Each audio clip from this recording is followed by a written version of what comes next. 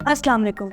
Printing machine Germany के एक सुनार जोहानिस गुटेनबर्ग ने 1440 में इजाद की थी।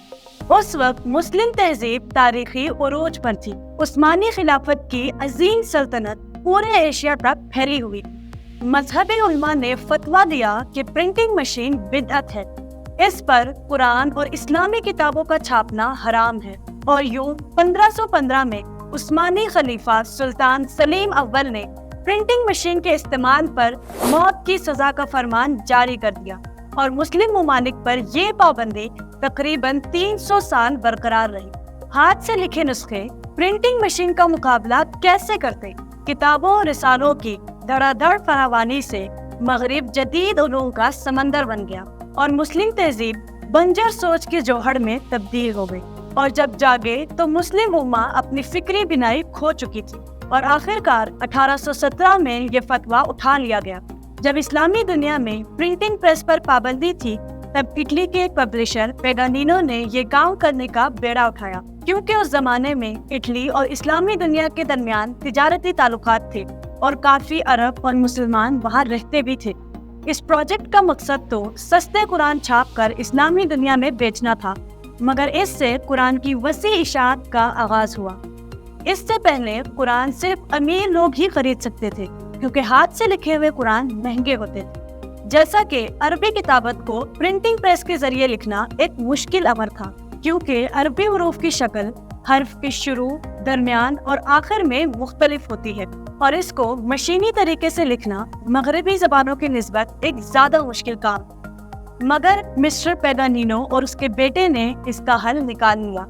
इस काम की भिनक उस वक्त के पोप पाल सालिस को पड़ गई और उसने इन बाप बेटे को ये हराम काम करने से मना किया, मगर वो बाज ना आए। इस तरह दुनिया का पहला कुरान 1537 या 38 के दरमियान वीनस में प्रिंट हुआ।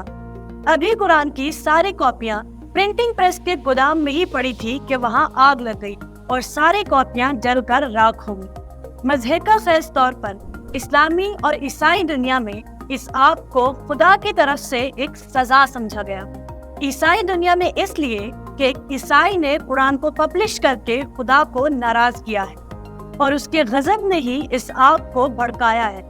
इस्लामी दुनिया में ये समझा गया कि कुरान जैसी मुकद्दस किताब को हाथ से लिखने की बजाय एक मशीन से लिखने की मनहूस जसारत ने खुदा के गजब को आवाज दी और यूं सारा प्रेस जलकर राख हो गया।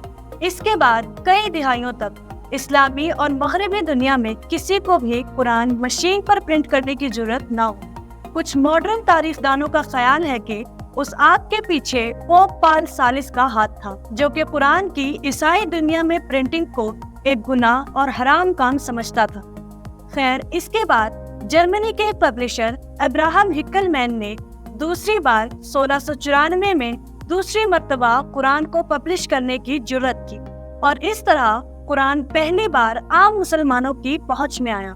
लेकिन इन 450 साल की पाबंदी ने मुस्लिम तहजीब को अकीदों का ज़हनी गुलाम बना दिया, अस खुद सोचने की सलाहियत से महरूम कर दिया।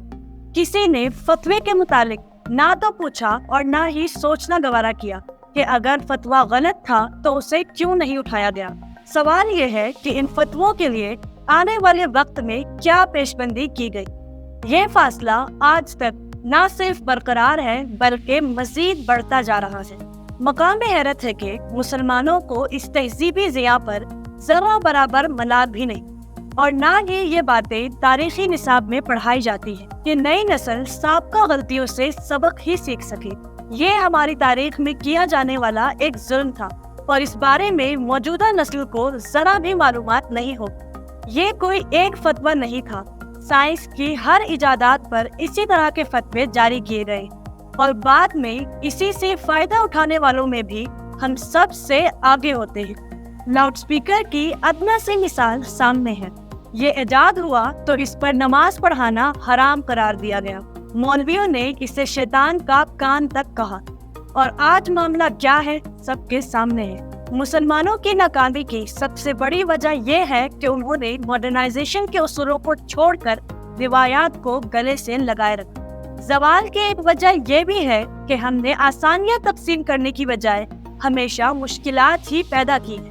اس ویڈیو سے اگر آپ کو ذرا بھی سیکھ ملی ہے تو اسے دوسروں کے ساتھ شیئر کر کے ان کے لیے آسانیاں پیدا کریں۔